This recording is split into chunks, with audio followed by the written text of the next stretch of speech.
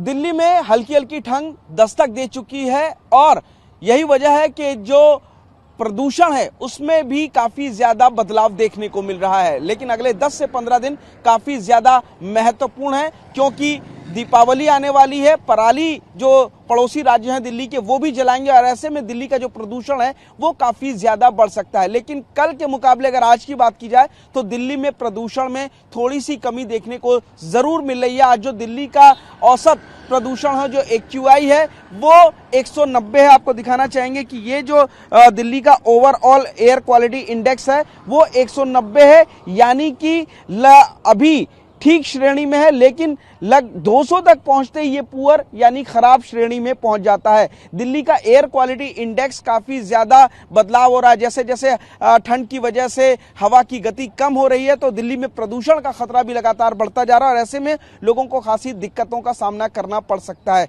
उम्मीद की जा रही थी कि दशहरे के बाद कुछ पटाखे जल सकते हैं, ऐसे में दिल्ली की जो आबो हवा है वो थोड़ी और जहरीली होगी। लेकिन आज के अगर AQI की बात करें तो दिल्ली में ये नॉर्मल जरूर है, 190 है। इसके अलावा पूसा रोड के अगर AQI की बात की जाए तो वो भी 128 है, यानी कि वो भी मॉडरेट है, नॉर्मल है।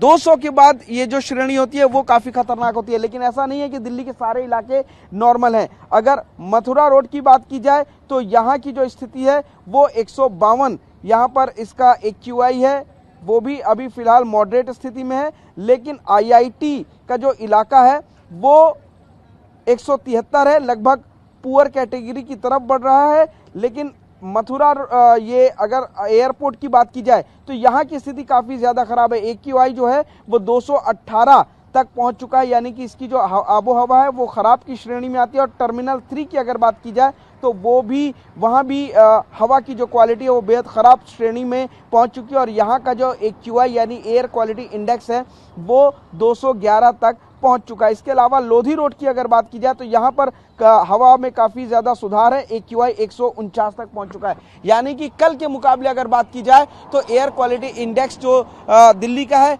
वो कुछ बेहतर जरूर है। लेकिन कुछ इलाके दिल्ली के हैं जहां अभी भी प्रदूषण बना हुआ है, चाहे वो दिल्ली यूनिवर्सिटी का इलाका हो, टर्मिनल 3 का इलाका हो, इन जगहों पर प्रदूषण देखने को जरूर मिल रहा है। अगले 10 से 15 दिन इसलिए इंपॉर्टेंट होंगे क्योंकि जो पड़ोसी राज्य हैं वो पराली जला सकते हैं और पराली का धुआं दिल्ली में आकर के हर साल जिस तरीके से कह सकते हैं कि तबाही मचाता है, यहाँ की हवा को जहरीली बनाता है, लोगों को सांस लेने में दिक्कत देता है, तो ऐसा भी हो सकता है। हालांकि पिछले हफ्ते केंद्र सरकार के साथ तमाम जो आस पड़ोस के राज्य थे उनके पर्यावरण मंत्रियों की भी मीटिंग हुई थी जिसमें उन्होंने कहा था कि इस बार कोई भी राज्य पराली नहीं जलाएगा। और साफ तौर पर दिल्ली के पर्यावरण मंत्री गोपाल राय ने कहा था कि दिल्ली में इस बार भी पटाखे पूरी तरीके से बैन रहेंगे। तो अगले 10 से 15 दिन काफी ज्यादा इंपॉर्टेंट है दिल्ली के लिए।